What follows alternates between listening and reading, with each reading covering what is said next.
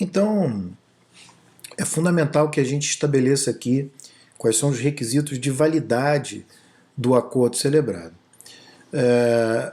Primeiro lugar, o primeiro requisito de validade é a voluntariedade. Ora, para que seja considerado voluntário, o acordo de colaboração premiada ele tem que ser celebrado com alguém que é imputável, portanto ele tem que ter imputabilidade, não é? O sujeito tem que ser imputável, porque se ele não for imputável, ele não é punível. Se ele não é punível, ele não pode celebrar um acordo, porque ele não gozará dos benefícios que a lei confere ao autor de um delito que colabora com a justiça. Além de imputável, não pode haver limitações cognitivas dessa pessoa. Esse sujeito não pode ter limitações cognitivas, porque ele vai ter que apresentar a sua versão para os fatos, vai ter que narrar os fatos. Então, ele não pode ter limitações cognitivas. Ele tem que ter liberdade de agir.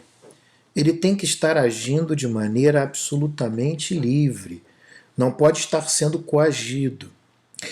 E aí vem um ponto problemático, né?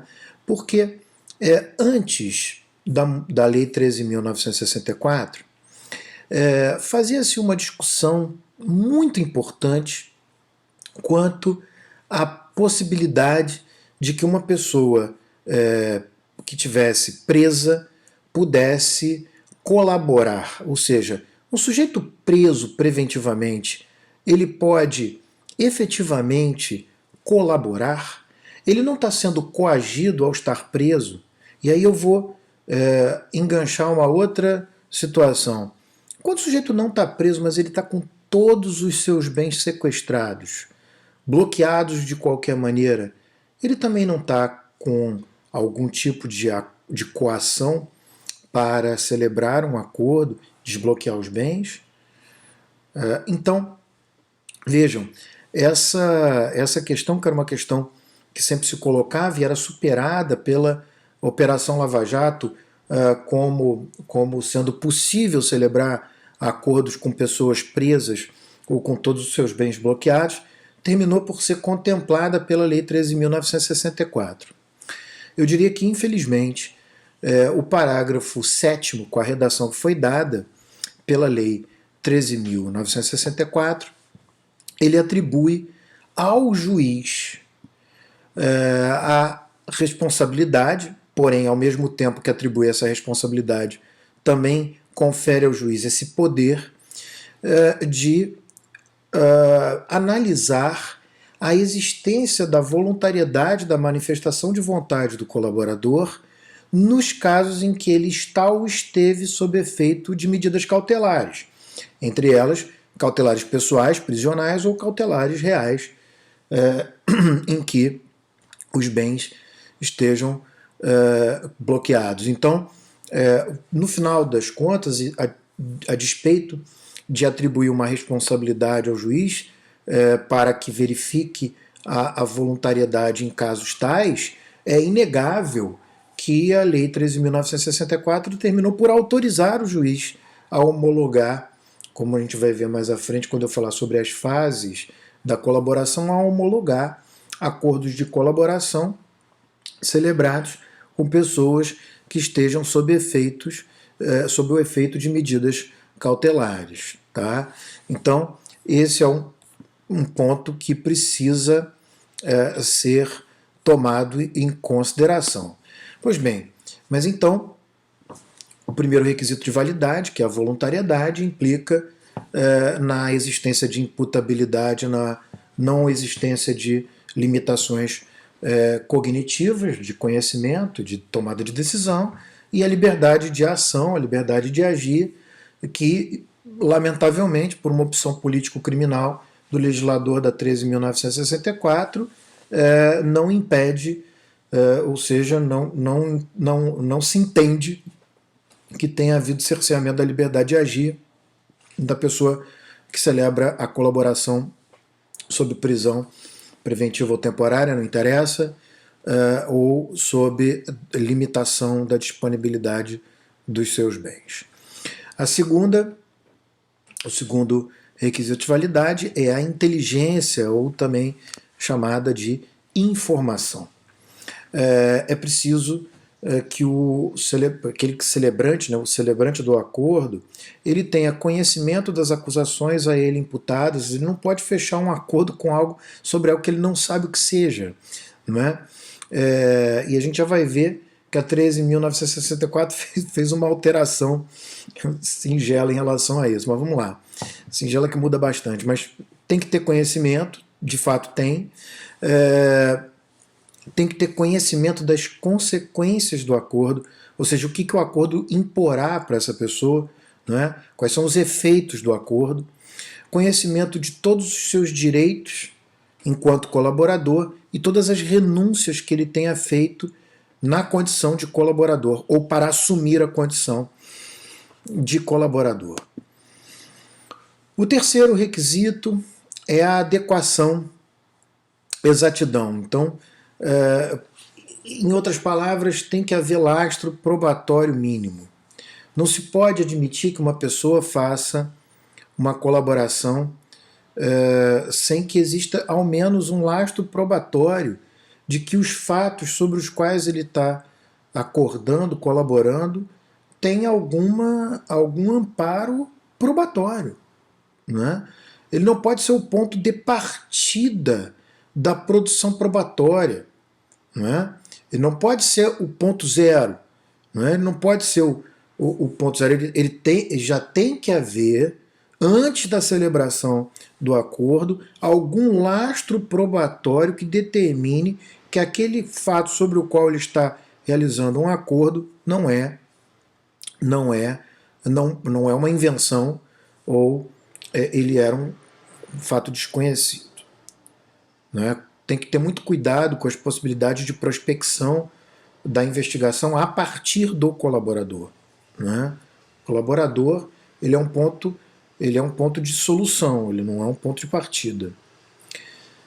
E por último, o quarto requisito, é preciso que o colaborador ele tenha assistência de um defensor técnico. Veja, é preciso, é obrigatório que ele tenha um defensor técnico, defensor que não pode ser um defensor de fachada. Isso é muito relevante. Não pode ser um defensor indicado pelo próprio órgão de acusação com quem vai se fazer o acordo.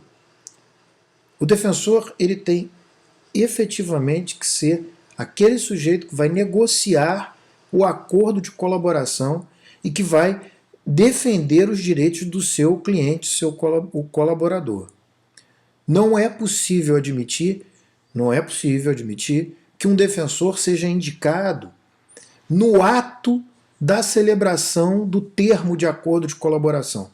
Portanto, a assistência de um defensor técnico não é apenas a assinatura de um advogado, é essencialmente o patrocínio dos direitos e dos interesses do colaborador, que é a partir desse defensor que o colaborador efetivamente vai saber tudo que ele tem direito, que vai ser renunciado, que, enfim, o que ele está abrindo mão, aquilo que ele está obtendo.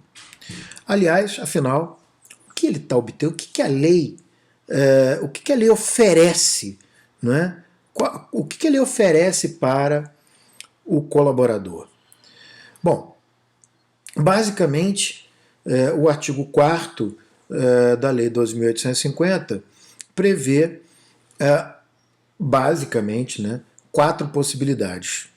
A primeira delas é o próprio perdão judicial. É possível, portanto, que o colaborador seja efetivamente perdoado. Tá? Então, primeiro é o perdão judicial. Segunda é a redução de 2/3, na verdade de até 2/3, pode ser menos, mas até 2/3 da pena privativa de liberdade. Terceiro é a substituição da pena privativa de liberdade por pena restritiva de direito. Esses são os 3 casos que estão no próprio caput. No entanto, é possível, de acordo com o parágrafo 4º do artigo 4º, que o Ministério Público deixe de oferecer a denúncia também como um quarto benefício. Ora, todos nós sabemos que a colaboração é premiada exatamente porque há um prêmio por cooperar, e os prêmios previstos em lei são esses. Tá? Vou repetir porque é importante entender que nos acordos da Operação Lava Jato, sobre os quais eu vou falar mais à frente, outras perspectivas foram criadas, outros benefícios que a lei não prevê foram criados. E eu estou trazendo aqui alguns artigos que criticam a existência de benefícios que a lei não prevê. É o caso do artigo do professor Tiago Bottino e o outro artigo do professor Canotilho. Mas, enfim, os benefícios previstos em lei são perdão judicial, a redução da pena de até 2/3, redução da pena privativa de liberdade de até 2/3, a substituição da pena privativa de liberdade por restritiva de direito, ou o não oferecimento da denúncia. Para tanto, o colaborador ele precisa colaborar e, com isso, permitir que se advenha um ou mais dos 5 resultados que também estão previstos nos incisos do caput do artigo 4º. Primeiro, a identificação dos demais coautores e partícipes da organização criminosa, bem como as infrações que foram por eles praticadas. 2. A revelação da estrutura hierárquica e a divisão de tarefas da organização criminosa. 3. A prevenção de infrações decorrentes das atividades da organização. Ou seja, é preventivo, mas o sujeito tem que delatar que elas ocorrerão. 4. A recuperação total ou parcial do produto ou do proveito das infrações praticadas pela organização criminosa. E 5. A localização de eventual vítima, desde que com a integridade física preservada. Então, observem que não se chama também de delação premiada, porque nem todos os casos aqui são de delação. É possível que o sujeito apenas permita a recuperação total ou parcial do proveito do crime. Então, ele não precisa estar delatando ninguém. Mas quando ele identifica coautores, por exemplo, ele está delatando. Então, a colaboração premiada, ela envolve outras possibilidades que vão além da atividade delatora, né? Mas o fato é que esses são os 5 resultados que, se ocorrentes, eles permitem que os benefícios previstos possam efetivamente ser concedidos. Esses benefícios são negociados conforme o interesse que se tem pelos resultados. Mas, obviamente que, e é importante dizer, esses resultados, eles, se não forem alcançados, o juiz não aplicará o benefício. Por outro lado, se esses resultados forem alcançados, o juiz aplicará o benefício. E aí uma pergunta que se faz: o juiz é obrigado a aplicar esses benefícios?